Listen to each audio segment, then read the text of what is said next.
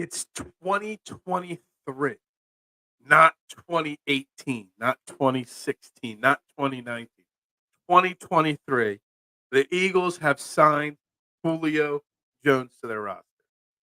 We're going to talk about it. The two additions that the Eagles made yesterday, what it means, what it doesn't. As you could tell by my sarcasm, what my opinion might be. We're going to talk about that. My NFL Power Rankings Week 7 edition, sure to upset somebody. We'll get into that. And the Phillies just complete and utter domination in the NL playoffs so far. Of course, we're going to ring the bell a little bit today. Trending in the AM with your thoughts, opinions, because they matter. Start in 30 seconds.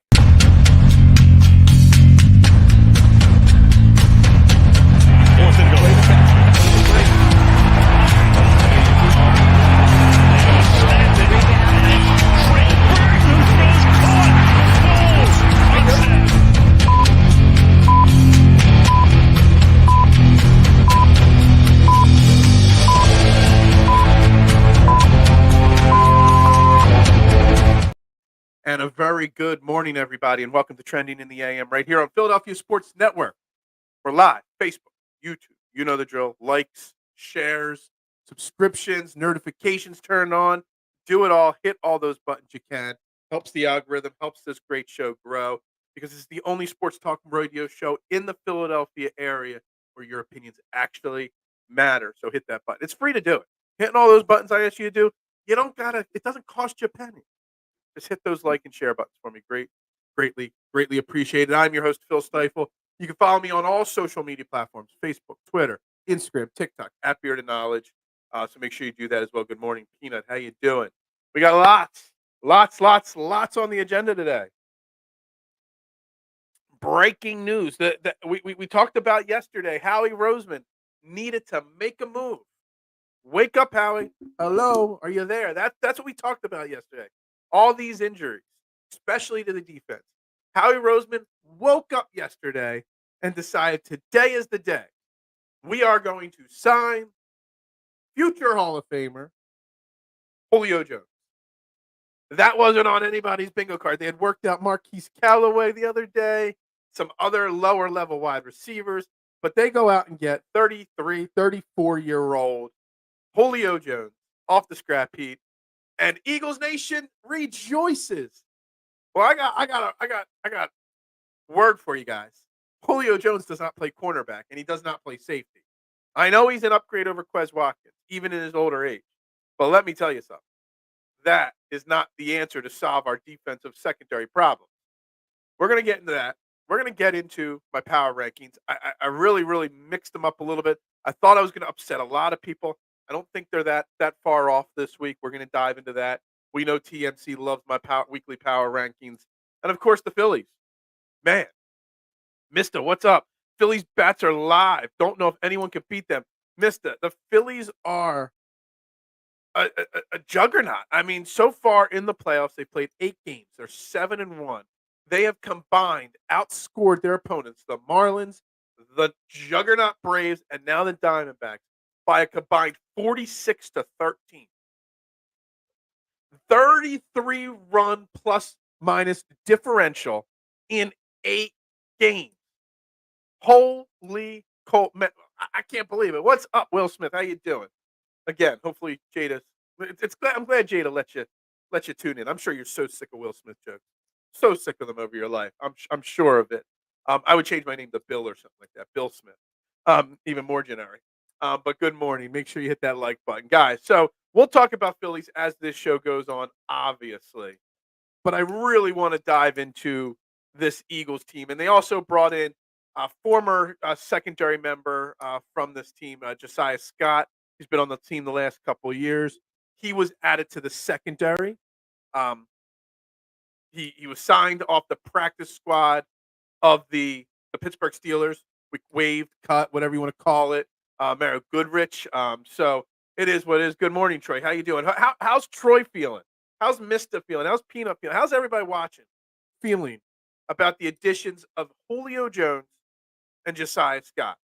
Is that what we hoped and wanted Howie Roseman to do leading into this juggernaut of the part of the schedule that we're about to face with some killer offenses. Or, I mean, Miami.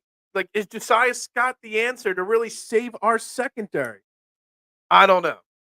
And the instant overreaction that I saw from Eagles social media yesterday about Julio Jones coming to Philly. Man, I was just flabbergasted that people still think Julio Jones is in 2017.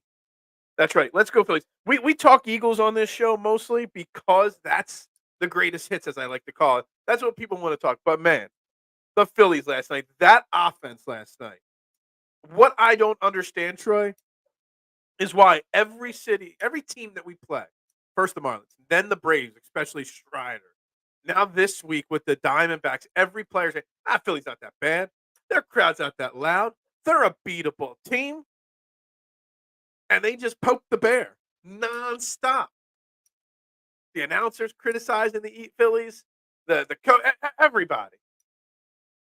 But you just keep what has baseball not learned? Don't poke the bear when the bear is Bryce Harper and Kyle Schwarber and the rest of the Philadelphia Phillies. It's insane. It's insane the poking of the bear that goes on. Julio will pull a hammy walking out of the player's tunnel. I mean, seriously. The cat will be 34 when the Super Bowl starts, if we make it to the Super Bowl. He hasn't been productive or good for a few years. Some will say it's because, he had, okay quarterback play. I mean, Tennessee had Ryan Tannehill. But Julio Jones is not that special anymore, obviously. Now, the question is he an upgrade over Quez Watkins? Of course. Quez Watkins, this also proves that Quez Watkins' injury is probably a lot more serious. The hammy is probably in much worse shape than we thought. So there's a reason to bring in a wide receiver. And if you can get somebody super cheap of Julio Jones's pedigree, sure. Why not? But the amount of Eagles fans jumping up and down, trying to go, we'll put him in the slot or we'll move A.J. Brown to the slot. This offense is he's basically going to play the Quez Watkins role, the third wide receiver. And I forget the exact number is, but total targets to wide receiver 3, they're averaging like 1.2 targets a game. Julio Jones is not going to get fed the ball. And everyone's like, he's a big red zone target. Julio Jones has actually, for as talented as Julio Jones is, Julio Jones doesn't find the end zone as much as people would realize. So I don't even know if he is that big of a red zone threat. Julio. Yeah, I mean, a lot of people are getting Julio hype right now. What's wrong with our secondary? I think Howie looking on the offense with the Julio addition.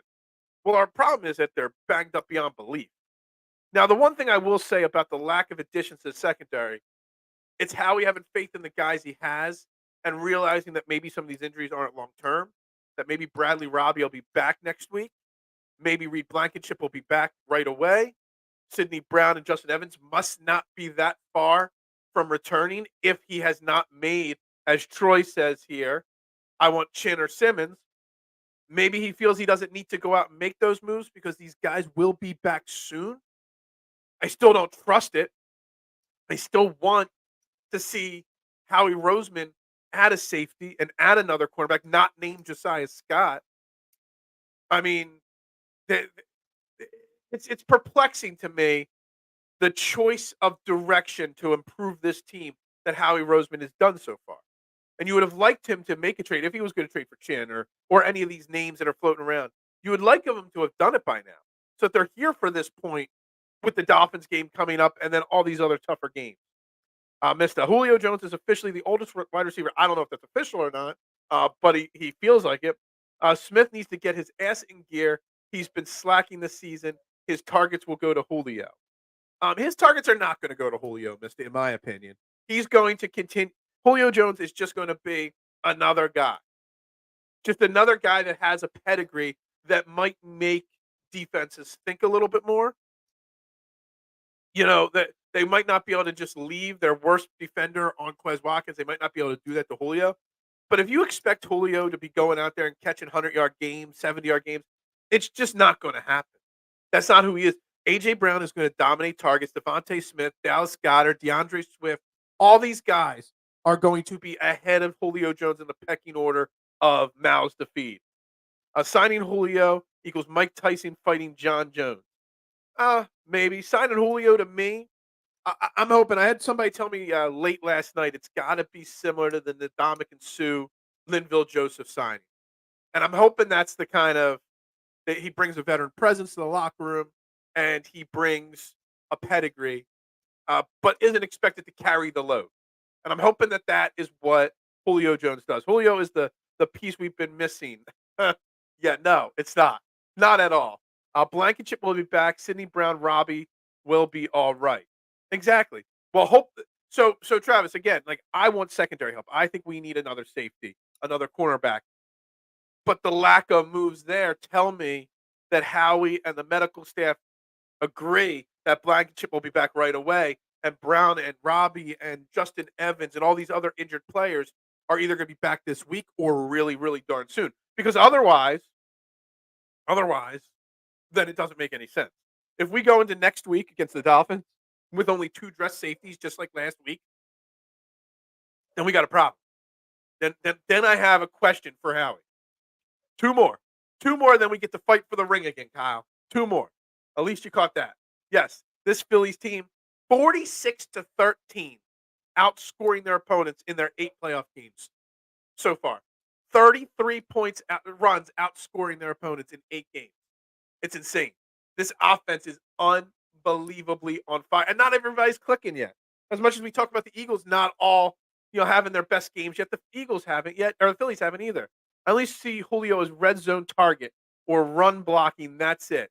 And Troy, everybody talks about the red zone target. So in 10 games last year, he had 2 touchdowns. In 10 games the year before that with Tennessee, he had 1 touchdown. His last year in Atlanta, in 9 games, he had 3 touchdowns. He's only had 6 or more touchdowns 4 times in his, 11, 12-year career.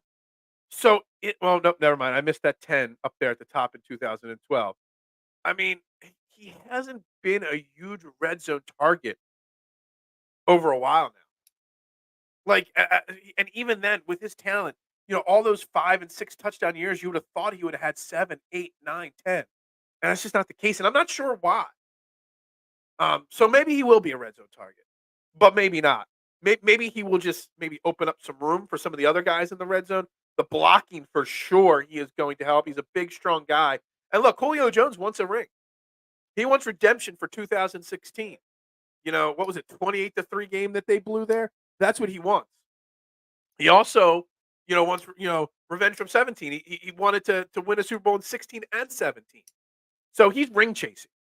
So if he's told to block, he's going to do it. If he gets a bubble screen on 3rd and 2 and catches the ball with 2 blockers, he's probably going to get the first down over Quez Watkins. Guys, it's Sixers season. What are we doing? Somebody Cam, I love you, man. I haven't seen you in a while.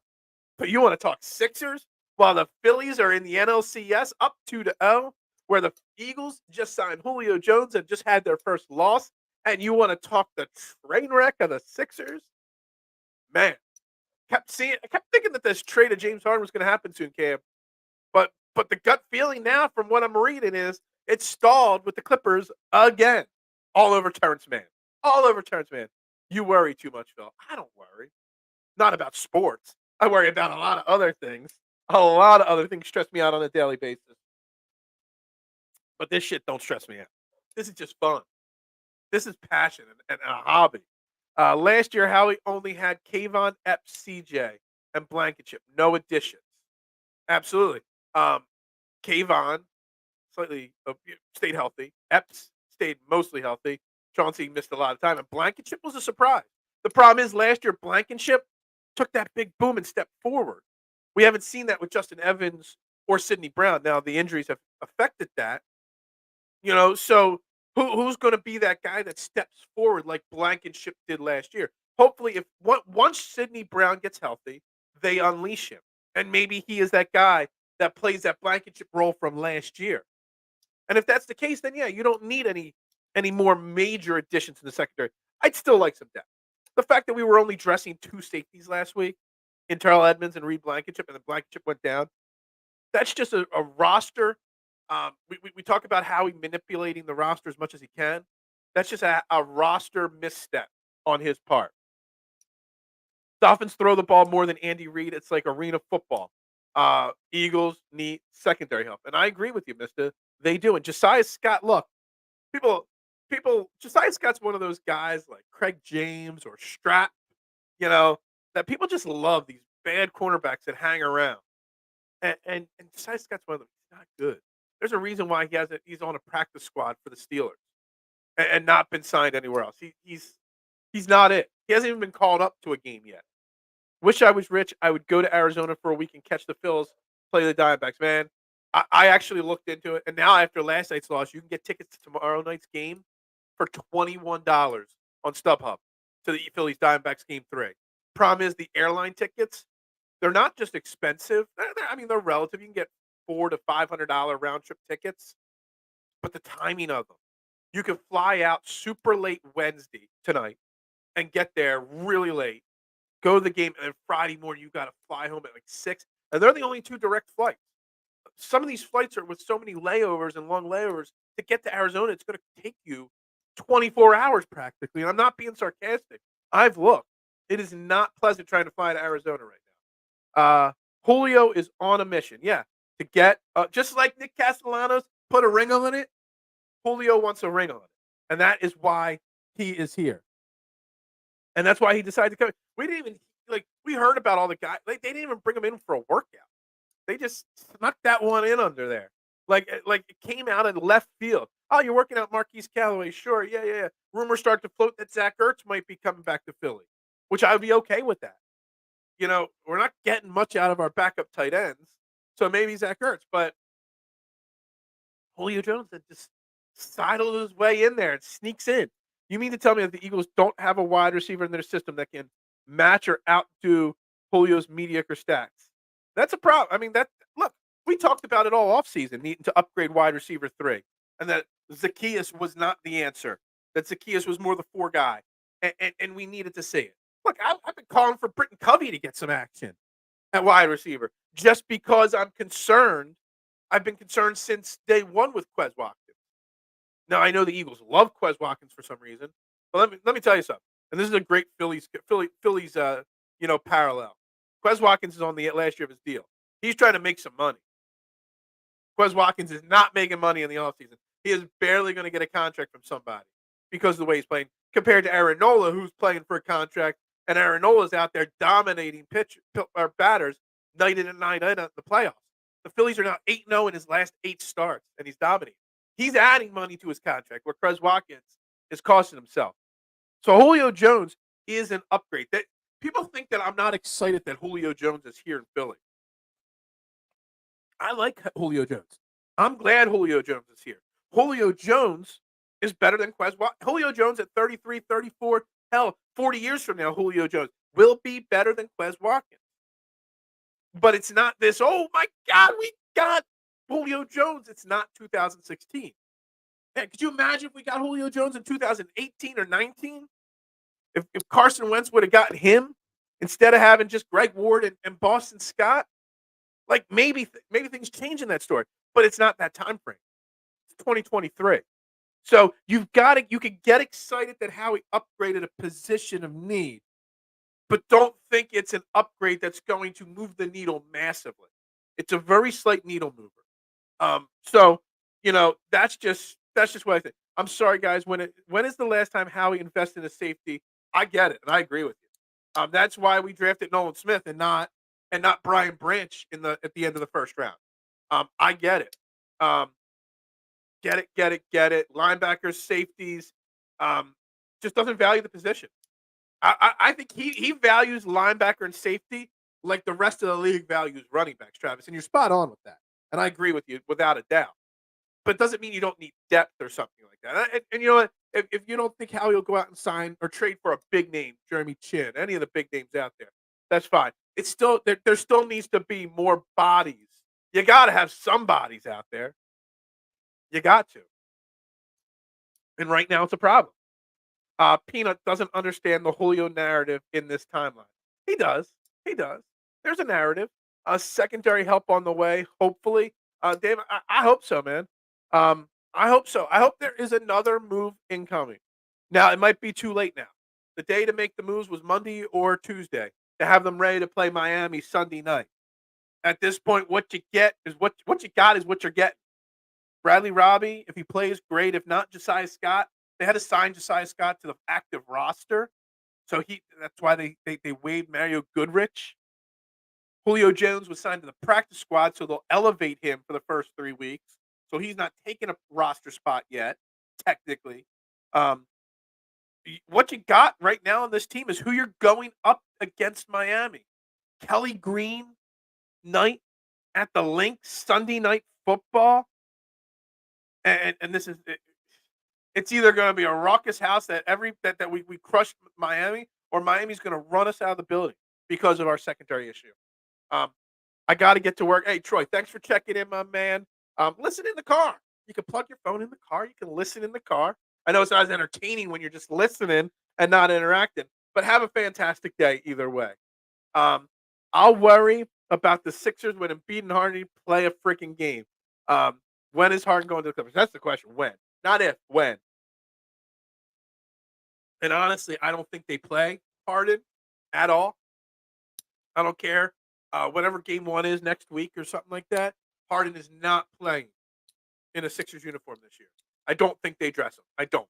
Embiid will play game one, but I don't think Harden does. And keep an eye on that Tyrese Maxey back spasms for a young kid like him in the preseason. That could be a lingering issue. Miami is a Sunday night football game, so you're going to see me tired as hell on Monday morning on this show when we're hopefully talking about a victory Monday. But I'm not sure if we will be or not. There's a big question mark there, because again, Josiah Scott, is he really going to provide the answer to helping out, cover Tyreek Hill, Jalen Waddle, and anybody else that they're throwing out there? I don't know. I'm not confident in this. Look, Julio Jones is going to be making a move. But if you had to make another move, why was it beat Josiah Scott? You can't even use the excuse with Josiah Scott that he knows the system, because it's a new system, because it's a new defensive coordinator. And they're doing things differently now than, last 2 years when Jonathan Gannon was here. So you can't even have that familiarity reason to bring it. Like, I would have rather any practice squad cornerback off of any roster than a guy that I already know is not that great. That is a problem. Why is Arizona's mascot not a snake? Arizona has a mascot? I couldn't tell you what their mascot is. All I know is Arizona mascot should learn from the Braves mascot not to poke the bear. Arizona Diamondbacks pitchers, you would have thought would have learned after game one not to poke the bear, but after game two, still didn't learn it, and they're still poking the bear. The Diamondbacks, man, I'll give them credit. They have no fear of this Phillies team, and they're getting run right out of this series. Like, I tweeted out last night, and people said I did it too soon in the show. Like, is there, like, this Phillies team, they're super talented. They might not win the World Series. They might. But let me tell you something. The Diamondbacks don't even look like in the same league as the Philadelphia Phillies. Like, they look like if it wasn't a seven, like if one less team, I don't even know. Were they the sixth seed, the last? I don't know what seed they were in the playoffs, but they don't look like they belong in the playoffs. They're only in the playoffs because they're one of the expanded playoff teams. It's crazy. Don't you get it? It was necessary for the Eagles to sign Julio in order for the Sixers. Ow! Ow! So Julio is going to help the Harden trade matriculate. Okay, and get done. All right. I see it. I didn't see it before, but I see it now. It should be a scorpion. I don't know. It doesn't matter who it is, what it is. It is. What is up, man chatter? Julio. Julio is in Philly, and I'm blah on it. Hi, score game Sunday, 31-28 Eagles. Way too early in the week, David, for me to make a prediction. And I love the positivity, and I love the thought process. I cannot say I agree 100% with you because I'm not sure. I'm not sure what's going to happen with this Eagles game. It's going to be a high-scoring affair. We know that. But how high, I have no idea. The ESPN matchup predictor has the Dolphins as almost a 60% favorite to win. Philly is a 2-point favorite at this point. which I kind of like that line actually. And the over/under is 52 on the game so far. So you'd be smashing that over, and you'd be taking the 2 points with the Eagles. And I don't dislike either of those, not at all. It's freaking honey badger or so. Is it? The Diamondbacks have a honey badger? Who's the honey badgers? Not Louisiana or something like that. LSU. I don't even know. No, the honey badger is Tyrone Matthew. That's who the honey. I see the name honey badger, and I was thinking, who is that? Um, Good morning, Eric. That is correct. Smash that like button. We're up to 20 likes on YouTube already. That's good. We're cruising along with the likes. Now we got to get the comments flowing. Got to get the shares flowing. Got to get more people. We've been averaging between 22 and 28 people watching live today. Everybody wants to talk Julio, or everybody's excited about Julio. I'm just trying to pump the brakes on the Julio a little bit. That's all I'm trying to do.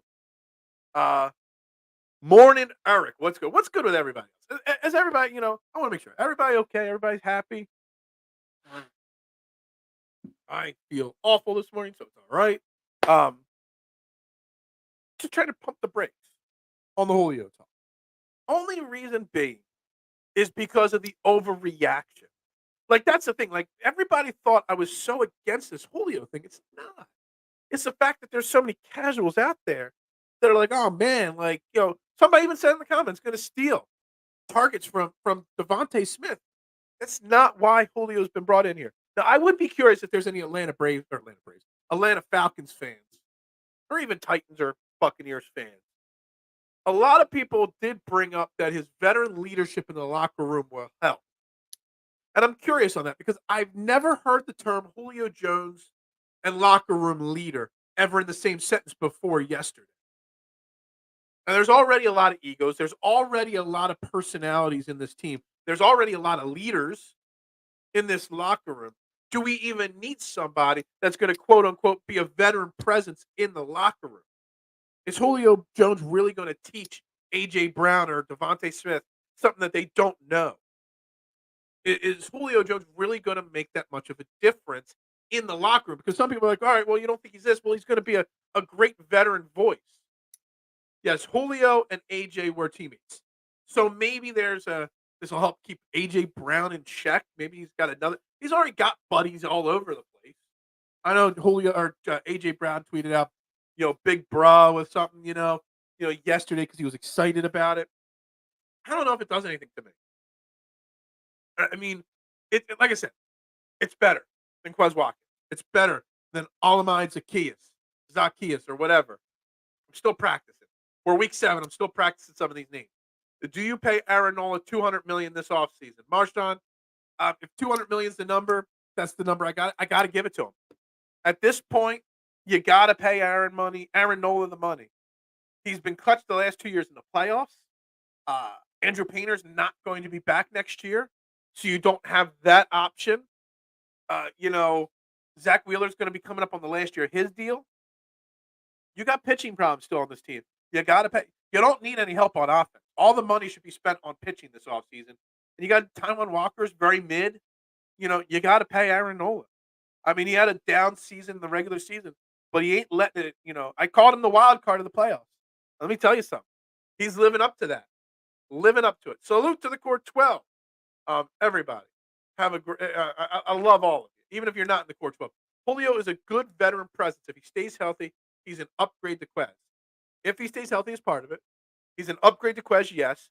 But do we need a veteran presence on the offensive side of the football? I don't think so. It was different last year when you brought in, Linville Joseph and Ndamukong Suh. They weren't brought in to be veteran presences. They were just brought in for depth pieces. Now they ended up, playing big roles down the stretch, but it was a different situation because we weren't jumping up and down for Ndamukong Suh, who had a great career before coming to Philly, like we are for Julio Jones. And I'm just saying, put some, realistic expectations on what Julio Jones is going to do. And that's all. Like, he's going to help this team, but he's not going to be the difference in this team winning a Super Bowl or not, in my opinion. Tua under real pressure is going to show a lot. I hope so. We got to get a lot of pressure on Tua. It's going to be. I hope everybody's back. I hope Jalen Carter's back. Darius Slay's back. We'll see what the first practice report is today. Who practices limit, who doesn't. We learn a lot about what's going to happen on Sunday with these first few practices, but we got to get pressure on Tua. You got to let Jordan Davis and Jalen Carter feast on Tua. You got to let Hassan Reddick, who before the Julio Jones news broke, Hassan Reddick was originally the graphic for today's show. The thumbnail for today's show was a Hassan Reddick post picture because I don't think people realize over the last 3 weeks how good Hassan Reddick has been since he removed that cast. And Hassan Reddick, it all comes down to one thing: wrapping up. Under pressure is great. We've put a lot of quarterbacks under pressure, but we lead the league in almost sacks, and it's becoming annoying. Good morning, Mitchie Poo. Always will be Mitchie Poo to me. Smitty always looked up to Julio. Both went to Bam. Absolutely. So there are plenty of connections. We've got the Georgia Bulldogs defense, and we got the Alabama Crimson Tide offense, basically, on this team. It's kind of hilarious, honestly, at this point. Hold on, who are Bama guys? You got Hurts, you got Julio, you got Smitty, you got Landon Dickerson. You got quite a few Alabama Crimson Tide guys on the offensive side. Julio ain't getting none of Smitty's touches. Exactly. He's going to have Quez job and not complain about it. Exactly. Because he's been the man and went to exactly. He's ring chasing. And you know what? I love ring chasing. I love guys, superstars that are willing to take a step back. That's kind of what we want the Sixers to do. James Harden should, for his legacy, be like, all right, I'm going to keep my mouth shut. I'm going to do what I got to do to catch that ring. Because if James Harden was here with the Sixers and fully committed, this team is just as good as the Bucks and Celtics still. But he don't care about the ring. Julio Jones wants that ring. And that is the only thing that has got me super pumped, is that you're bringing in a future Hall of Famer that's going to do whatever it takes for the team to try to catch that ring, to put a ring on it, as Nick Castellano says. Nola looked awful at the beginning of the season, but leveled out. Yes. You're going to get some in the regular season next year, Duck. You're going to get a term. I've been told it doesn't make sense, but it does make sense. You're going to get a lot of positive regression from Aaron Nola in the regular season next year, wherever he pitches. And honestly, I'm giving him the 200. If that's what it takes, I'm going to try to get him for 150. I'm going to try to get him 5 years, 150, 4 years, 150. But if he takes 200 million, you kind of have no choice but to do it. And he wants to stay here.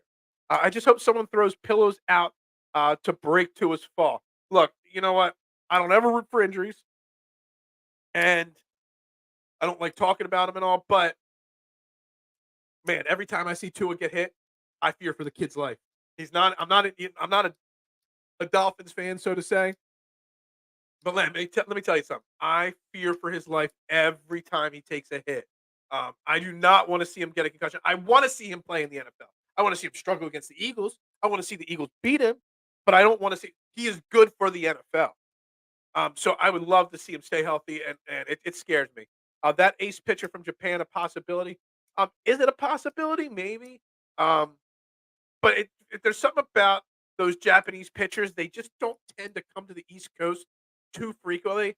The West Coast teams tend to have the first shot at them. And then like smaller market cities tend to have the next best shot. But I would love to bring in an international pitcher. Um, Slay wanted Julio Jones a while back. I don't remember that, but okay. Look, just it's great. It's an addition. It's going to make the Eagles a better team, but it is not the end all be all. It is not going to move the needle massively. Yes, his name is Mitchie Poo. If you don't know what Mitchie Poo means, K1, you are bumped out of the core 12. Only an elite Phillies fan knows Mitchie Poo. After the defensive performance on Sunday, I knew Howie wasn't going to trade for a safety. Yeah, I mean, I talked about this a little bit yesterday, and we're going to get. Let me catch up on comments, but I'll come back to this, Marshawn, because there are quite a few comments I want to blow through here, real quickly. Is Julio active roster? He is not. He's on the practice squad, but they will call him up, almost guaranteed. Reddick has 5.5 sacks in the season, all in the last 3 weeks. So what's up, Edge of Philly? I love Edge of Philly. Great stuff always over on your content site. Not yet. He's on the practice squad. He'll be called up. They'll probably keep him on the practice squad for 3 weeks and then decide whether to put him on the active roster. Look, we don't even know if he's got anything in the tank. We'll find out quickly though. Please serve up the Dolphins a giant slice of humble pie. I hope so. I hope so. Julio gonna teach Smitty and AJ to be a pro and act mature. Um, maybe, maybe. I hope so. Julio signed his great. Yeah, it's the only trade that Howie Roseman ever lost, like the Golden Tate trade. That was a bust of a move right there. Phils have out homered our opponents 19-4 in the playoffs. They've outscored 46-13. And I called it. I tweeted it out. Phillies need to start stringing some runs together with hits and doubles and singles. And then they went off for 4 runs. I was like, look at that. Called that on a dime. The home runs are beautiful, but sometimes you got to get just base hits and manufacture runs. Harden actually deserves the exile Carmelo and Iverson had to go through, and I believe he will. He'll be gone. He's not playing on this team. Magic Carter throwing two around the same way he did Stafford. I mean, I don't want to imagine it. I would love it to happen with a pillow down, but I don't want it to happen because I don't want it. Like, this is not like I don't ever ask for injuries on opponents, but I pray for it even more with Tua because, man, that kid is going to have a short life expectancy if he doesn't protect his body.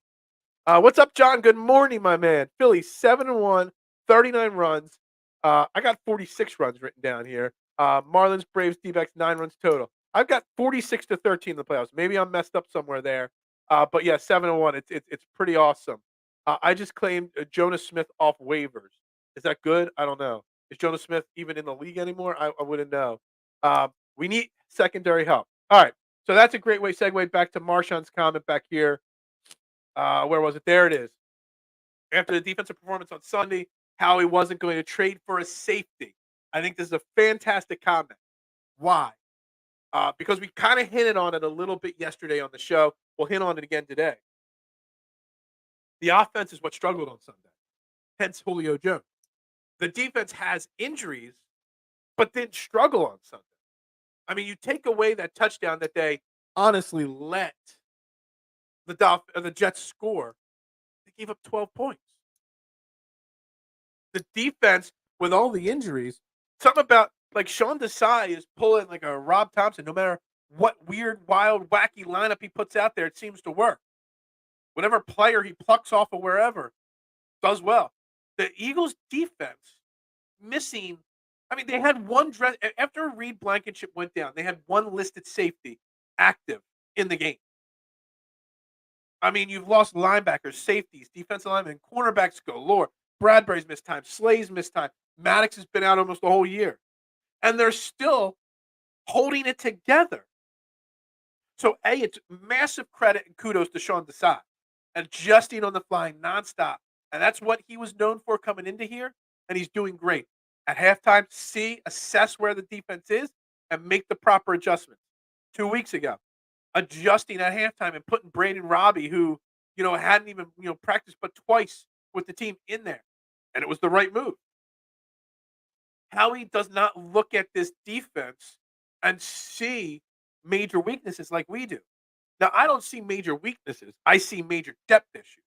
And then you see weeks like we're coming into this week against Miami where we got question marks all over the defense because of injury.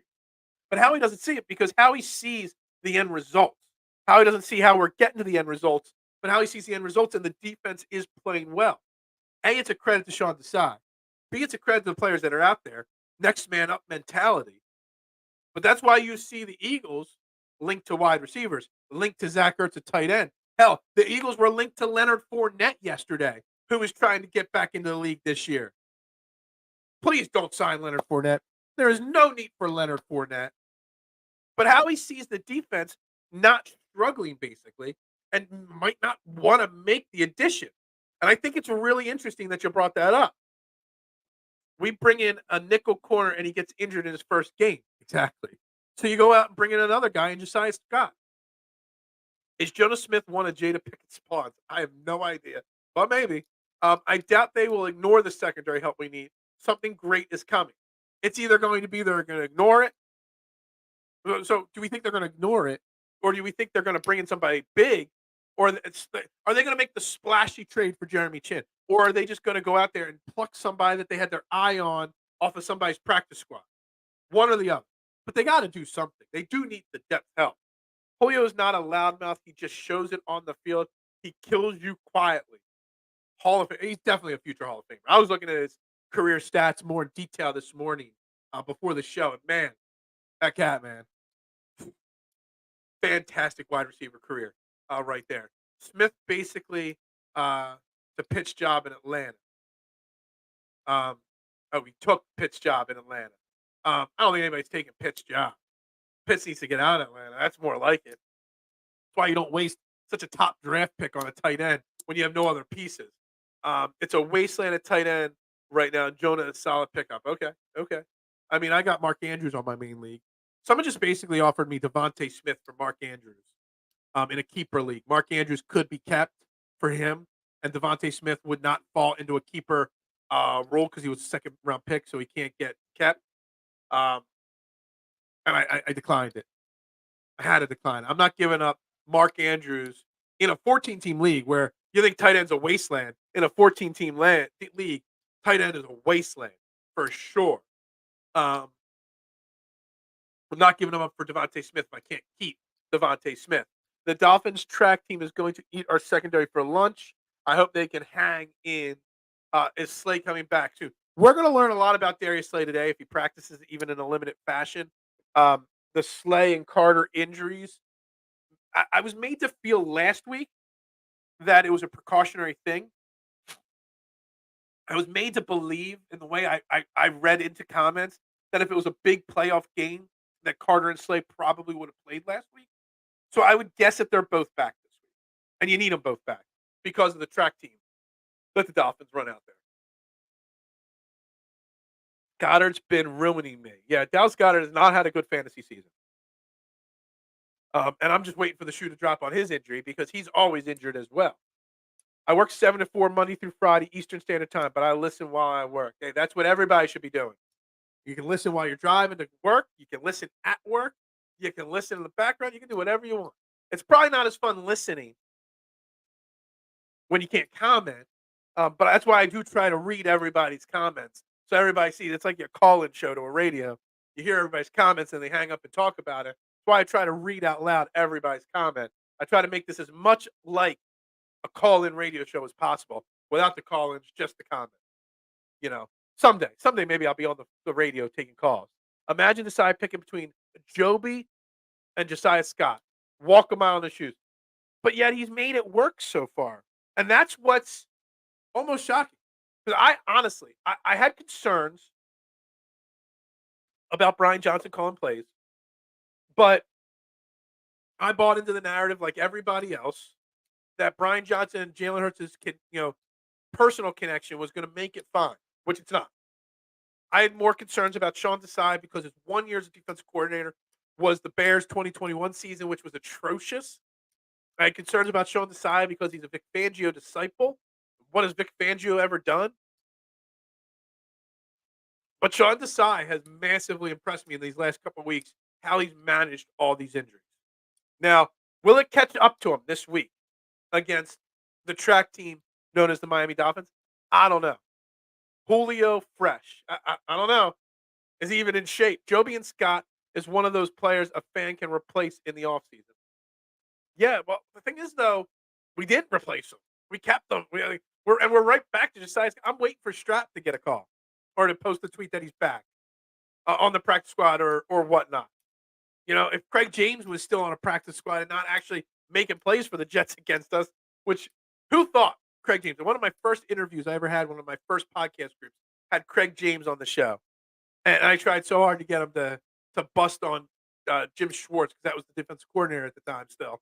And he would not. He cracked a couple smiles, but would not say a negative thing about him. But, yeah, I mean, who thought Craig James would be making big plays for the Jets on Sunday? I did not. Darius Slay and Carter's were out to keep them off that crap show, MetLife Turf. Absolutely. And we've talked about that MetLife Turf. But, man, I don't think we've talked about it enough. Roger Goodell was just signed to another extension through 2027 to stay away from, or to stay as the commissioner of the NFL. And all he cares about is outlawing the tush push. But he don't care about fixing something like AstroTurf, the MetLife turf. The fact that there's still not real grass in every stadium is pathetic. There's no excuse, and his priorities are so wrong right now at all. So yeah, I believe they'll be back this week at the link as well. I think Jordan Davis can be an actor on a show called Little People. Um, I don't even like. I know there's a show called Little People. I get that Jordan Davis is the size of a semi tractor trailer. But I don't even know. I don't even get that one. That one's going right over my head. Who's going to run the pizza shop when you start doing sports talk full time? Ain't been the same since Angelo retired. I would take it. That's what when Angelo announced he was going to retire at the end of that season. That's when I decided to move my weekly, one time a week night show to a daily morning show, and it's evolved massively. We've been here since April on Philadelphia Sports Network, but I've been doing this for almost.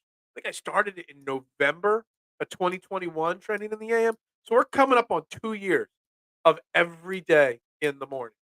It's insane. Can't believe it's been 2 years, almost here. But yeah, I want to take over for Angelo. I'll take over for him. I'll take over for any of the midday slots, the afternoon slots. I'll take over any of them. Put this where your opinions actually matter on the radio and change how bad sports talk radio has and make it better. Malcolm Jenkins and Mike Quick signing to be announced today. Um, didn't we try to sign Malcolm Jenkins last year? Didn't we want him last year too? Jordan Davis makes Mailata look average in size. Like I've been calling for it for since they've both been on the same team since Jordan Davis was drafted. That you know what I forget what the drill is called in training camp where two guys line up against each other and they just run head on into each other. Um, I've been wanting to see Jordan Davis run head on into Jordan Mailata, and I bet you it would register on the Richter scale. An earthquake would register. I think it would make the plates in San Francisco shift. Um, it might make a couple pipes under the ground burst. I don't think Superman could stop them. It's just something I want to see so bad, so bad. The two of them running head on. Um, my mom watches that Little People show. I'm not going to get into Little People. You guys will learn too much about me. No, not going to do it. Not going to fall trap. Although I will say, I think it's on TLC and on vacation. One day on vacation back in September when we were in Mexico, which it was a month ago vacation, but it feels like a decade ago.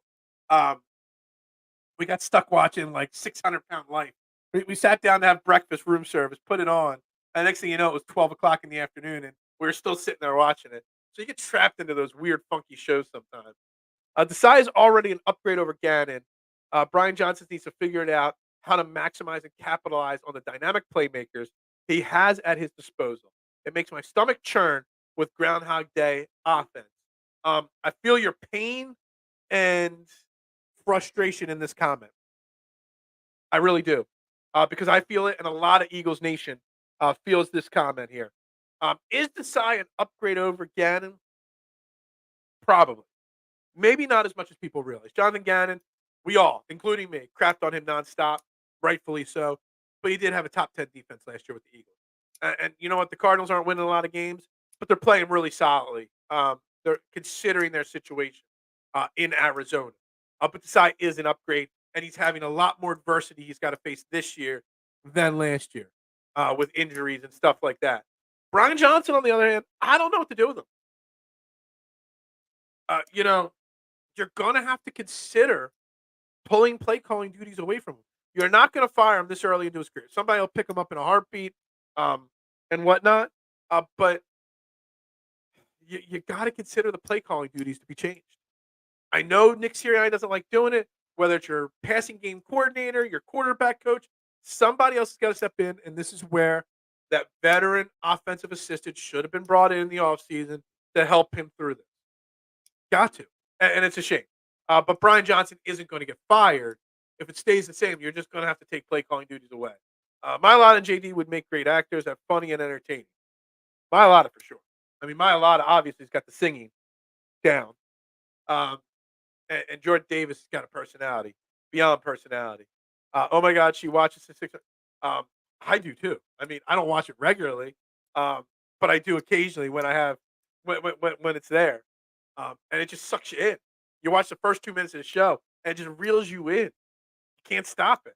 Have you seen the Eagles Tide commercial? That's hilarious. Eagles have a Tide commercial? The only Tide commercial I can think of is the Stone Cold Steve Austin one with Ice Cube or Ice T or whoever's in it with him. That is what some wild. Yeah, it's some wild. It's crazy, man. I'm not a skinny man, but man, I could never let myself get that big.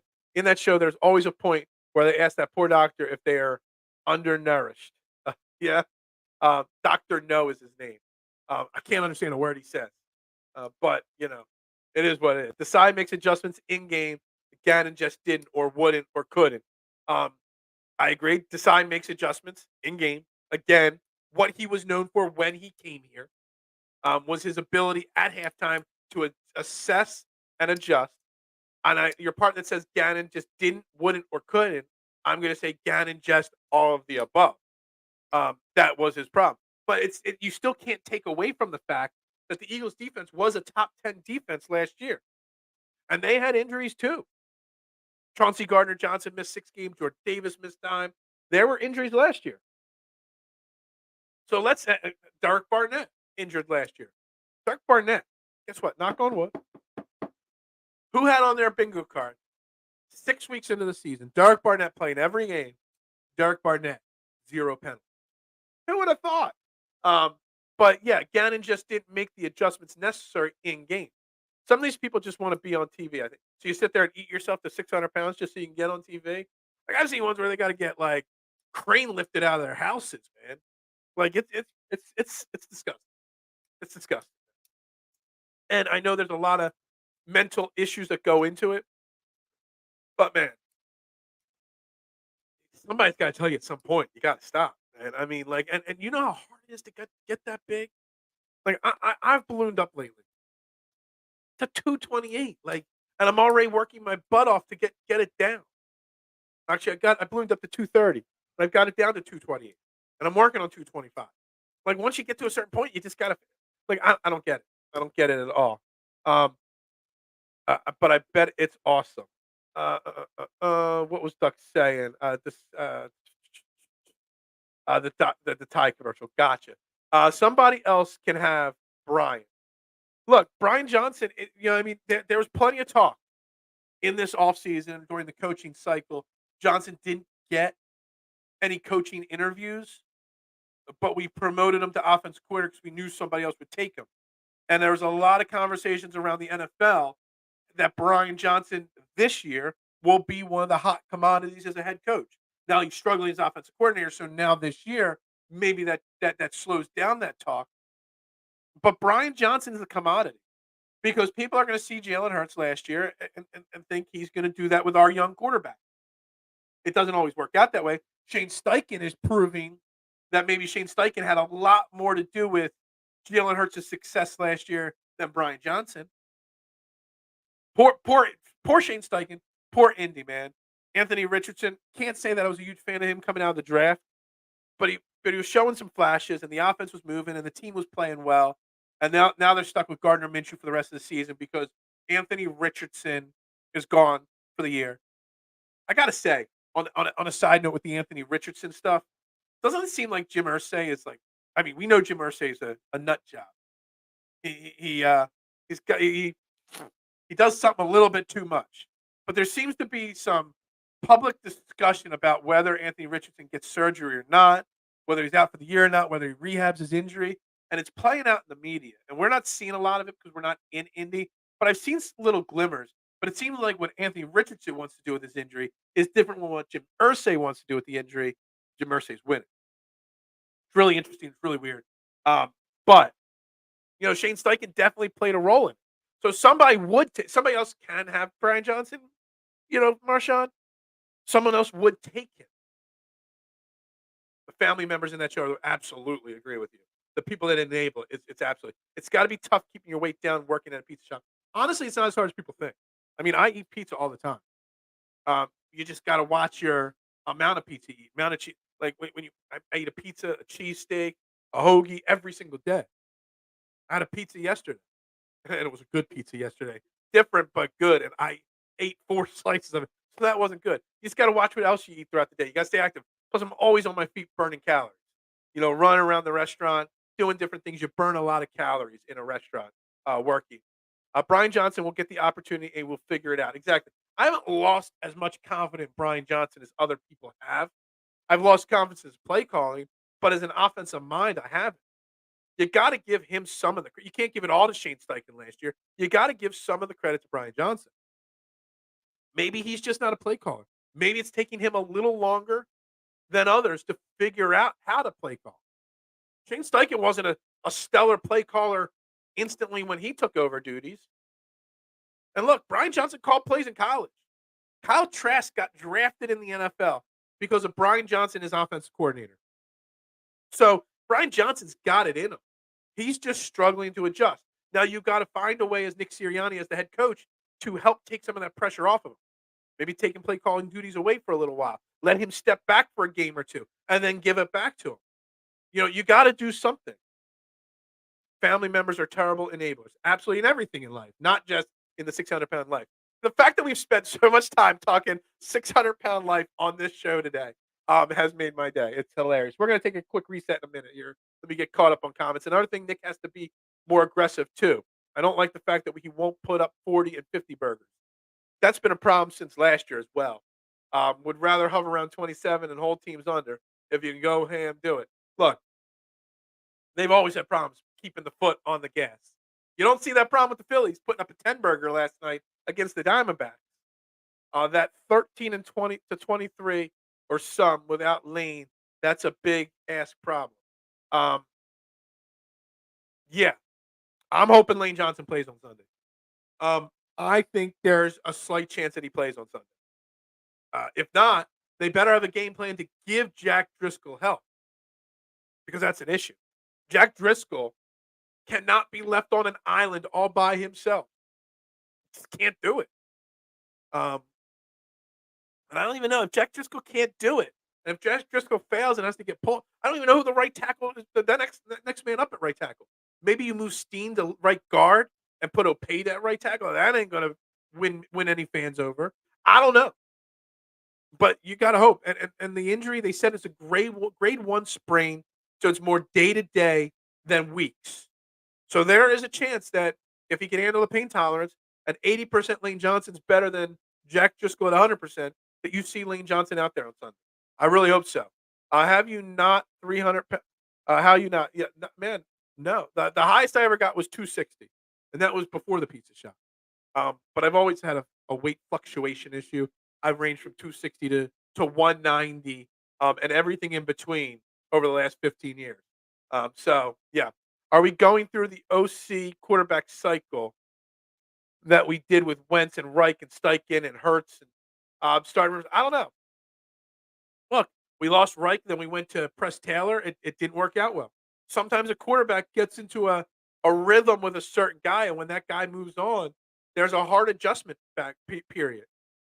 And it's up to the head coach to help alleviate that a little bit. All right, we'll get caught up with comments in a second here. It's 9 a.m. You're watching Trending in the AM right here on Philadelphia Sports Network. Make sure you hit that like button, that subscribe button, that share button. It's free to do. It doesn't cost you a penny to do that, and help continue to grow this great show on this great platform, Philadelphia Sports Network. I am Phil Stiefel. We're up to 23 likes on YouTube, 4 on Facebook. Make sure you hit that like button. I greatly appreciate it. 24 likes. Not enough. Back to the comments. We're talking Eagles. We're talking Julio Jones. We're talking Phillies. We're talking whatever else you want. We've had some things. Haven't even put my power rankings up on the screen yet for the week. We'll get into that in a minute here. Do all our messages get saved somewhere by Google so we come back and laugh at us? Not on Google, but you go back on the show on YouTube and rewatch it. If you remember, I guess you could see them there. I think there's a way I could go back maybe into another app and find them, but I'm not sure. I'm not technically like that. Shane Steichen failed as an offensive coordinator in San Diego, then figured it out in Philly. Cy failed in Chicago before coming here. Johnson is 35. It takes time to find identity and rhythm. And Mist, I think you're spot on. He's still trying to find his identity, but he's definitely trying to find his rhythm, and he hasn't yet. But that's on Nick Sirianni helping him. Nick Sirianni's got to help him. At least bring somebody in or promote somebody from within to take some of the pressure off of him. The internet is forever, Travis. Everything is saved. Yes, everything is saved somewhere. There's nothing that disappears on that internet ever. Thank God there was no internet, really, no real internet, no social media when I was in college. It's kind of creepy. It is kind of creepy that everything is out there forever, for sure. Is Reich good at play calling? Your take? He was in Philly. I don't even know. Is Frank Reich even calling the plays right now? I think he gave up play calling in Carolina. Did he not? He did a good job in Indy with them. Um, Not great, but not bad. I'm 6 foot 260. Wish I was 230. I'm 6'2". I'm about 228. I think I saw on the scale this morning, something like that. They better not check my profile. They're gonna check something. The internet's always gonna learn. That Uber Eats people on show up in the morning. Yeah, man, absolutely. Phil 600, the score 12 will get you to the scooter. Somebody would have to. Look, let's move off for a little bit. It is Wednesday. We'll talk more Julio Jones if you want. We'll talk more of these Eagles. We got all day tomorrow too before Friday's previews and predictions. But I want to put up my power rankings up on the screen because we haven't talked my NFL power rankings that are sure to piss somebody off. I actually think I did a pretty good job with them this week. I think my power rankings are pretty fair this week. I don't think they're that bad. Yes, I have bumped the Eagles out of the number one spot. Obviously, after their devastating, disappointing, uh, piss me off loss on Sunday. Uh, the Chiefs I've got at number one. The Dolphins at number two. I've heard some people say the Dolphins should be one, Chiefs should be two. I've seen some people say Dolphins one, 49ers two. I got the 49ers three. Losing to the Cleveland Browns is not as bad as the Eagles losing to the Jets. That Cleveland Browns off defense is fantastic. Lowest scoring defense in the league. Detroit Lions got the bump up over the Eagles because they deserve it. They're playing great football. 5 wins in a row, I believe it is for them. I got the Eagles at 5. I got the Bills at 6, the Ravens at 7, Cowboys at 8, Jaguars at 9, and returning the Cleveland Browns at 10, uh, because beating the 49ers deserves to get that, and that defense is spot on. Now, I think you could have made an argument to put the Bills ahead of the Eagles. I think you can make an argument to put the Eagles ahead of the Lions still at this point. But I think Chiefs, Dolphins, 49ers got to be 1, 2, 3. And in my opinion, in that order. Um, Let me see what kind of comments we got here because a whole bunch came in. Phil, power rankings. That's right. We normally spend the beginning of the show on power rankings, but Julio Jones stole that from us. Lions might not lose another game. I actually, to really look, power rankings are very subjective. They are what they are. I'm not a clickbait media guy, but I can make an argument that the Lions should be the number one team in the power rankings. And I thought about putting the Lions number one. I really did. Just not to be clickbaitish, well, to be clickbaitish to an extent. But I thought about it. Why? Because I thought it'd be funny as hell the way it would have picked. Like, look, they're the third or fourth best team right now, maybe fifth. Putting them at one's not that far of a reach. I thought about it, just to piss some people off. That's a fair power rankings. Eagles looked bad against a meh team. Exactly, Duck. But they're not. They still only have one loss, and it's still only 5-1. They're the defending NFC champions. You couldn't bump them. I don't think you could bump them down out of 5 after 1 week, after one loss. Now, if they lose the Dolphins next week and how, come back and talk to me and we'll see. But at this point, I still think they're a top 5 team. Uh, we need to get Liam to boost your graphics game, buddy. Yeah, dude, I'm not a graphics guy. I think I do a decent job on my thumbnails. Um, but outside of that, man, I just don't have the patience for them. Like, this is the best I could do. I just share a screen. I think that's good enough for me. Um, Good enough for me. 49ers 3, no. They lost to the Browns. The Browns were quarterbacked by who? And they lost to him? It wasn't Deshaun Watson out there, and they lost to him? It shouldn't have been that. I know the Browns have a great defense, but they played bad on Sunday. Brock Purdy's first regular season loss of his career. So you gotta bump them down. We are Lions, Daddy. Look, the Lions are a good team. They are. And I talk about Lions all the time privately because my man Jason lives in Detroit and is a lifelong Lions fan.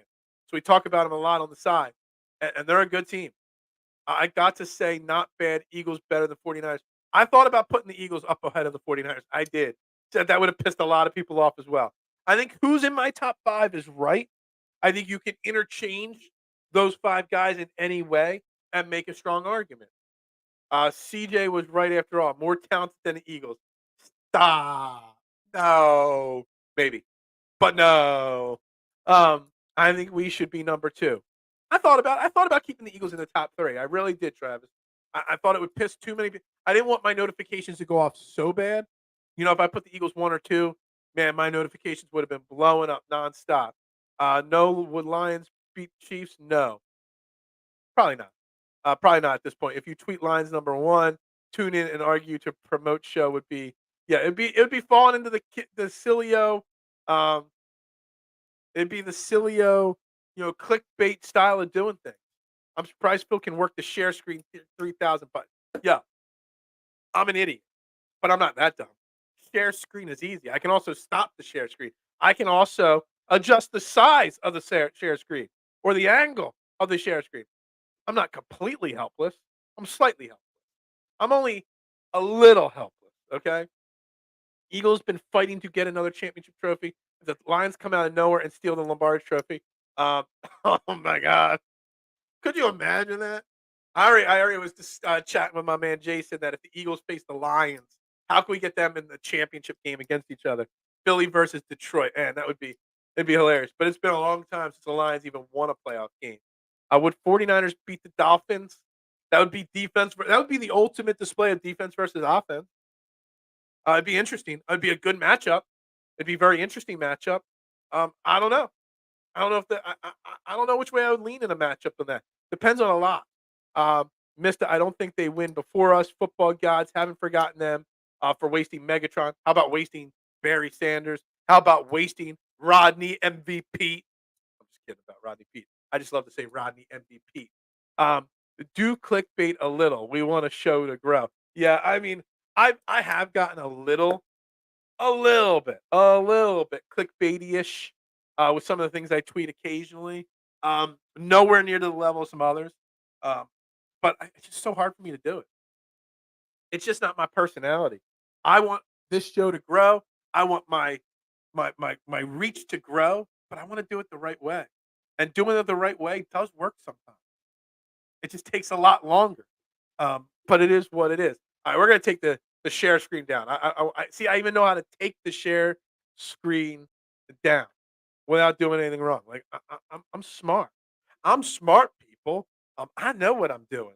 But yeah, I think I did a pretty solid job with my power rankings this week. I think there's an argument to be made. The Cowboys still belong in the top 10. The Jaguars, we didn't know who they are. I think just as much as you can mix and match the top 5, the Bills, Ravens, Cowboys, Jags, Browns in that 6 through 10, you can mix that up. You can put the Cowboys higher or lower. You can put the Ravens lower than 7. You could put the Jags higher, the Browns with their defense higher. You could do a lot of different things with the power rankings there, and and and and and and it wouldn't be a reach. It wouldn't be a stretch. We should all have a podcast and join Phil on screen answering comments. I have done um shows before where like fan appreciation shows where I give you all the link and you all join me. Problem is I'm paying for the streaming site and I've got the can only do a few at a time, so it'd have to be a rotation. I can do if there's enough interest, um, a fan appreciation show. I used to call it viewer appreciation show. In the future I could. It just gets really tricky. It does because not everybody has good internet connections. Not everybody has good audio sounds and stuff like that. Then you got to worry about people saying inappropriate stuff. So there's something to it. Maybe we could do it again. Maybe we could do an evening version where we do a fan call-in show. There is a way to take phone calls on this soundboard. Now I could share a screen. I can't work the soundboard with a phone hooked up to it though. Don't know that level yet. Marsha, maybe Megatron was a sacrificial lamb to the football deity. Man, that's just a thing. Two of the greatest of all-time football players, Barry Sanders and Calvin Johnson, both played in Detroit. I don't think either won a playoff game. They both got wasted. They both called it a career early because they couldn't win in Detroit and didn't want to go anywhere else. Just think about that. Not only did they both get wasted, they both called it a career early playing in Detroit. And they still hang out in Detroit. They're still beloved in Detroit. It's crazy. It's crazy. It's still I can't fathom it. Missed it. That's one massive sacrificial lamb. It is. Could you imagine someone like Megatron got linked up with Tom Brady? or someone like Megatron got linked up, or Barry Sanders got linked up with an offensive line like the Eagles currently have. Could you imagine? They're the greatest of all time already at their positions, or some of them. They would be the two greatest football players of all time in those kind of situations. Like, really, really, really. We want thumbnail to be Phil benching Harden. I don't know how to do that. Somebody make a picture of me benching James Harden. Go for it. I'll even give you here. Here, you can see it there. There, I put my hands out for you. Luke Kuechly, Andrew Luck. Andrew Luck was wasted. Can you imagine Andrew Luck with Megatron and the Eagles' offensive line? Man, Luke Kuechly. Man, how many concussions? It was concussions with Kuechly, right? I think it was. Imagine having the nickname Megatron and playing for the Lions. Yeah. $500 super chat, baby. Let's go. Bring it on. Bring it on. I'll take it. It doesn't count. When he types it in a comment, it doesn't count, just so you know. Man, life would be so much different if every time Eric typed it in, I was actually getting $500. Man, I'd be making big money. I would sell the pizza shop right now, but I'm still trying to. But I would sell it for like a lot less if I was getting all that. All right, we're coming up on the final 20 minutes. 20 minutes of the show. So keep these comments coming, man. I can only do it with you guys. RG3, short lived.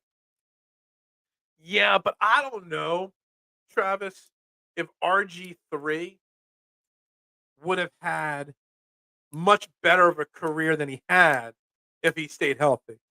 RG3 was good. He really was, obviously. But I don't think his ceiling was as high as some of these other guys that we're naming.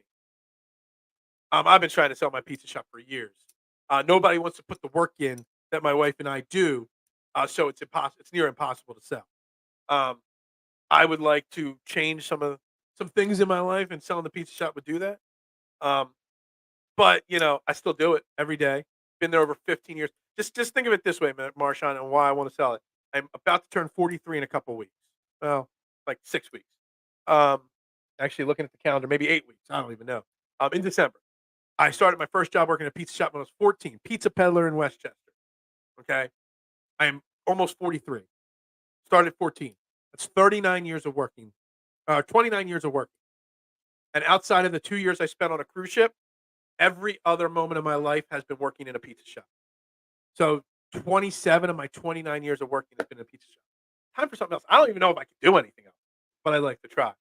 Add to the pizza shop, maybe bar and someone did once say they had better pizza at a strip club than my pizza shop because the Google reviews are always so honest and accurate. And I just responded to that Google review saying, "Well, I must be going to the wrong strip clubs because I've never had good pizza at a strip club." RG3 had one great season, and that's when the league didn't have tapes on him. Exactly. I don't think he's as great as people think. David Akers before the groin tear. Um, is David Akers the second best kicker now in Philadelphia? I know Jake Elliott just missed a key. All this problems we had with the Eagles game on Sunday, if Jake Elliott just makes a kick, we have different. Some kickers go into their 40s. Yeah, they do. Hell, we've seen punters go into their mid-40s. Didn't Jeff Fiegels punt into like 44, 45 years old? How does the kicker tear a groin? How does, what's his name? What was the guy? Grammatica. Broke his leg celebrating a game-winning field goal. Yeah, we've really gotten off of Philadelphia topics here, but I love it. I'm installing my inductor blower motor in furnace. Wish me luck. Dude, I don't even know what those words mean. I mean, that's how little I know about that, for sure. That's something I would be paying somebody to do without a shadow of a doubt. Most people retire at 65. I'm not going to retire at 43. I didn't make that much money. But I'd like to put more time into this and get a meaningless job so I could do 2 hours a day with you guys. For sure. Whatever you get into Core 12 will support you, even when you know the wheel. Look, I don't need a scooter yet. All right, I don't. All right. Which leg do kickers kick with? Third. Um, yeah, tearing your groin, man. It's no joke for any position, except for Lane Johnson, who played with a torn groin in the Super Bowl. Eric, you got this. I don't know, man. I don't. I have no clue what Eric's doing, man. He might be. He might be. He might accidentally do it. He might not try to do it, but he might. Look, we got 15 minutes left in the show, guys. Let's try to hit that like button if you're watching. We're up to 23, 24 likes on YouTube, 5 on Facebook now. Let's hit that like button. Drop those comments. If you want to talk a little Phillies, I do not mind throwing a little Phillies conversation into the equation, especially two things not directly related to last night's game that I want to bring up. And Eric not being in the area anymore might not be a Scooter Phil. Yeah, hashtag Scooter Phil. Let's get rich, Phil. Come on, team like and subscribe, dude. If I could do this and make an average living just doing this, I would. That's why I always say, like, I love being here on Philadelphia Sports Network. But if a radio station called and offered a paid job, man, I'd be there in a heartbeat, man. I would love to. I can still run the pizza shop doing it, without a doubt. Um, would do it in a heartbeat. Eric creating the perfect linebacker, how he won't sign. Absolutely. I do got to say, tickets are down to 17 this morning. When I looked this morning, they were down to 21. Now they're down to 17. So first off, about the Phillies game, I brought up at the beginning of the show, and I don't know why. We've got this bad reputation as Philly sports fans, when realistically we're just the most passionate. What are the Diamondbacks players and coaches thinking? Poking the bear, constantly commenting that Phillies fans aren't loud, Phillies fans aren't as scary as we think they are. You know, why would you do that? Why would you poke any Philadelphia fan? Why would you even encourage, them to be even rowdier and louder than ever before? And you heard it again at the park last night. The chants, the screaming. And there were fans that couldn't even get to the game that had tickets. And they were still there cheering away. Why would you poke that bear? Why would you give any Philadelphia athlete, Phillies right now, Eagles anytime, Flyers, why would you give them any bulletin board material? And the Diamondbacks keep doing it. And it blows my mind that they would even try to egg on Philly in any shape, form. And on that second part, there were people that had tickets to last night's Phillies game that didn't get to the game because of the traffic nightmare down there at the sports complex. You had the Flyers play. Shout out to the Flyers winning their home opener 2-0 last night. Sean Couturier, his first goal in I don't know how long on a penalty shot. Got to give it to the Flyers. They're 2-1 on the season. Carter Hart shut out in the home opener. Got to shout them out. You had the Flyers game. You had the Phillies game. And you had a Germany-Mexico friendly team game. 130 fans down there. And they had parts of 95 closed down. The parking lots were completely full capacity, and people were just sitting in the street trying to move and couldn't. I saw one guy, my man Adam, formerly known as Meatball when he used to work for me back in the day before the pizza shop, firefighter in the Kennett area. Great guy. And he was out in the street. He didn't get to his seat till like the third inning because and he left hours before the start of the game. And he only lives 45 minutes away. Hours it took him to get there. And he missed three. What is wrong with the Philadelphia people that control that area, the parking lots and the traffic down there, that they can't figure out a better traffic flow? Why would you schedule all that stuff at the same time? A. B, you can't open up more parking spaces. You can't do a better design on parking on the traffic flow. Like, there's some serious problems down there. And I'm not for the Sixers going to the city, to their proposed stadium. But, man, if it's one less team playing down there, it might be for the better. Because that traffic down there is even when there's just one sporting event going on, it takes you an hour to get out of that parking lot. One of the number one reasons I don't go to Philadelphia sporting events regularly is because of the traffic. I don't want to spend 3 hours at a game and then an hour in a parking lot. When the game's over, I got to get home. And it drives me completely insane that they haven't found a way, with all the smart minds in this world. Y'all crush me because I don't know how to, share a screen. But, man, nobody can figure out the traffic pattern. Drives me nuts. Man, that go to strip clubs are idiots. Yeah, absolutely. I don't waste mine. I have full access to one. I got a very close family friend that owns a couple, and I don't go to them. If you get Pig, you need NFL ticket. Yeah, exactly.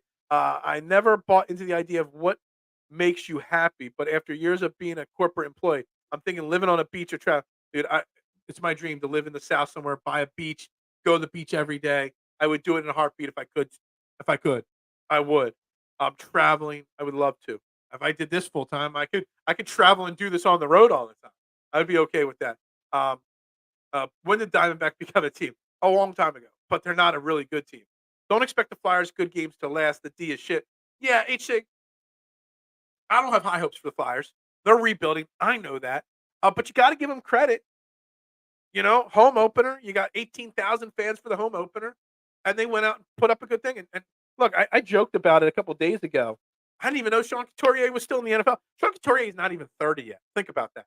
If you're a Flyers fan, I feel like he's been in Philadelphia playing for the Flyers for 20 years, but he's still a fairly young player. It's crazy because Arizona sports don't have any real fans. You grew up in New England, you have a rabid fans, Philly, New York. Yeah, absolutely. Arizona is just, but see, I crush Atlanta for being a bad sports town. Arizona Diamondbacks, I don't crush them for being a bad sports town. They're just not a baseball town. They're just not. It's I don't know. Like Atlanta, like they act all tough, like they're a big sports city, but they're not. They're just a Georgia Bulldogs town, and that's it. Like Arizona doesn't act tough. Their players are acting tough. That's the problem. But they're still trying hard. Yeah, they're trying. I don't drive down there anymore. I take SEPTA. But see, the thing is, taking SEPTA Duck sounds good. Um, it sounds like a good idea. But dude, I live in West Grove, Cochranville, south of Kennett Square. I got to drive 30 minutes just to get the R3 and out by where the Grand Aram Mall used to be. Like, there's not many SEPTA. Like, I'm in an area where my best option is hop on Route 1, get on 95, and get down there. That's the easiest. I could get to the stadium from where I'm at in 45, 50 minutes without traffic. The problem is the traffic getting out of there and coming home is the problem. So 45 minutes there, maybe 50 minutes with traffic, an hour and 45 minutes to 2 hours home. Is that what you want? You want to spend 3 hours at a game, but 3 hours also traveling? No, they got to do a better job. You would have to think there's a better way to do it. Better way. There's got to be a better way um, for this to happen, bro. I was getting hot naked cake all over my face in the trip. um, oh, man, I don't even know what to say at this point. I don't. I love this comment. I got almost like take a screenshot of this. I'm gonna write down what time this comment came in at the 1 hour, 22-minute mark of this show. Nate, Travis, just so you know, this comment is going on Twitter. This is what people get when they watch Trending the AM. This kind of information. So this is going up on the Twitter account today, for sure. Wow. I'm stuck right now. I got 6 minutes left in the show, and I don't know what else to say. Like I might have to end this show. Like I'm lost.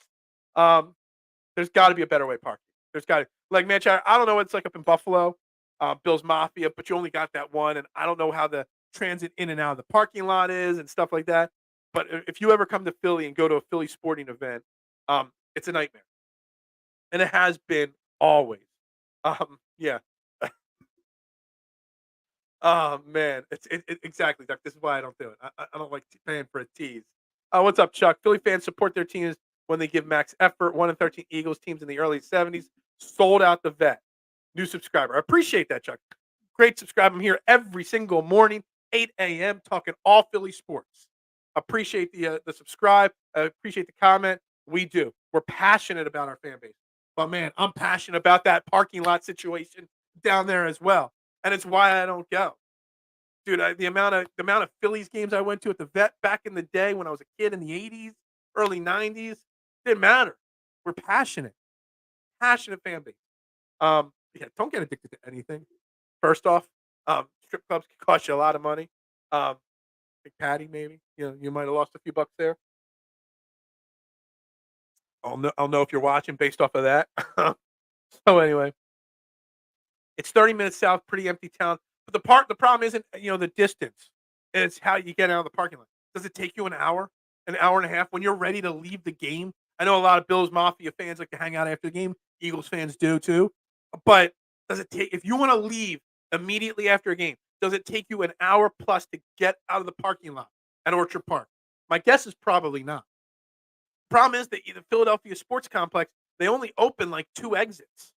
and they try to funnel everybody to either 76 or 95 out of 2 exits. And you got 40,000 cars trying to pull out of 2 parking lot exits. Like, is it that hard to make it better? I don't think it should be. And then you get the idiots that back it up even more because they're impatient. They're trying to cut in and out and whatnot. It's easier just to sit and wait in your car for an hour and drink some more and then try to leave, but you're still waiting an hour. There's got to be something better with the parking lot situation. And last night, I saw, I don't even know, like I said, I knew a person personally that didn't get to their seats till the third inning of the game last night. You spent $200-$300 on tickets. You can't get to the game. I saw plenty of people on social media posting pictures that they were still stuck on 95 traffic because roadways were closed and they missed the game. I saw one person posting he spent $400 on each ticket, 2 tickets, and didn't get to the game because they couldn't get there. Now, yes, everyone says, well, take public transportation, but it's not always as easily accessible as people think. Leave earlier. Well, how early do you got to leave? Some people got to work. 8 to 7. If you work a normal 9 to 5 job, getting done at 5 and heading right to the game for an 8 o'clock first pitch should be plenty of time. And last night it wasn't because of that disaster. Tons of parking considered. We got tons of parking, except for last night. It's getting out of the parking lot. It will take a good while to funnel out. It's annoying. Everyone's hammered. Yeah, just keep getting hammered. Mine as well, right? I usually use that time to sober up. Sit in your car for an hour waiting for traffic. That's a good sober up time. I'm dreading WrestleMania. When I go to WrestleMania, 80,000 fans at the link trying to get out of that parking lot. That's why I'm bribing somebody to be my designated driver so that I don't have to drive with my second ticket. Still haven't made that final decision, Jeff. Still haven't. We'll see. Still haven't made that final decision. A nice movie theater setting full of fans would be lit. That's interesting. That's very interesting. All right, guys, we're going to start the wrap-up process here at Trending the AM. We'll be back tomorrow. We'll talk more Julio Jones. We got off the Julio Jones thing. I'll be curious to see what happens today at practice with the injured Eagles and where they are. It'll be interesting to see what Julio does, what Josiah Scott does, or if Howie brings anybody else in today. I still think they're leaving it short, but it gives a little credit, like Mista said early in the show, to or Marshawn said earlier in the show, or whoever said earlier in the show, that it's just proof that Sean Desai's defense, even with the injuries, is doing so well. It's credit to him. Why Howie's not bringing in any secondary help. Chuck, it's been a parking nightmare in the sports complex. It has been. Yeah, it has been. And I get that, man. But there's got to be my thing is can't there be an easier way? There's got to be an easier way. She'll try me for my WrestleMania second ticket. I got another person in the running for my +1 to WrestleMania. I don't even know what night. I got to hit up Sean Bryce. I'll hit him up after the show, maybe. I don't even know what night I'm going to yet. I just know I won 2 free tickets. You have to go move to South Philly and walk. Dude, I know people that could do that, and that would be pretty elite. But I hate city living. I went to Drexel for 1 year, and I hated being in the city every single day. My dad was a graduate of Drexel. My sister was after me, but me, I couldn't survive 1 year at Drexel because I hated being in the city all the time. I'm not a city folk at all. I have no license, but I got a car. Dude, I'm not checking IDs. As long as you got a car and you're sober enough to drive me home and willing to come pick me up all the way out here in southern Chester County, I could care less. But I got to, if I don't take Jeff, and Jeff, my man Jeff from Birds Beer and BS, he's probably my guy. I love the guy. Help me get my start in this. He's my guy. But if he decides not to go because he can't wait much longer to buy tickets for himself, then maybe I'll take a core 12 member with me as my +1. Maybe that's what I'll do. We'll have a core 12 night. Where's your pizza shop? My pizza shop, it's Fox's Pizza in Kennett Square, PA, 345 Scarlet Road. Phone number, address, scrolling along the bottom of the screen. I'm only there till 4 today, but you can always check me out there. I'm there 6 days of the 7 days a week, sometimes 7. Come on out, have a slice of pizza. We'll talk sports in person. Hey, that's where I'm at. Make the best pizza in Kennett Square without a shadow of a doubt. See, I even plugged my pizza shop today. We've had a fun show today. It's on the scroller. Yeah, exactly. Since no one else, I always say I have no sponsor hotline when I have a guest on this show. I have no sponsors. So I'm just going to sponsor myself. I'm going to put my pizza shop on the scroller at the bottom. Might as well. If 1 or 2 people come in, it's worth it. But anyway, we got to wrap this up. Trending in the AM right here on Philadelphia Sports Network. If you've watched this on replay, make sure you hit the like button. We're up to 25 likes on YouTube. a 5 on Facebook. I check likes, I check comments, I check everything on the replays, man. I really do. So it's okay to watch on replay. Make sure you hit that share button, the subscribe button. Shout out to some of the newbies coming in today. I greatly appreciate you, Chuck, for subscribing. Yeah, I don't know why you like the yeah. My yeah isn't as good as my $1,000,000 man. That's much better than my yeah, for sure. It's just not as relevant as my let me talk to you as I do. But everybody have a great day. It's a nice, beautiful Wednesday here. No Phillies game. I can go to sleep a little earlier tonight. Maybe have some rest for tomorrow when we're back talking more Eagles. We'll preview Game 3 of this Phillies Diamondback series. Any other thing else? I haven't. You find one, send them my way. You're on X now. You can send me a DM there. Um, Everybody have a great day. We'll talk to you tomorrow. Make sure you follow me on Twitter, Instagram, TikTok at Beard and Knowledge. I am Phil Stiefel for Philadelphia Sports Network. Y'all have a great day. And since there's no Phillies game tonight, we're back to go Birds.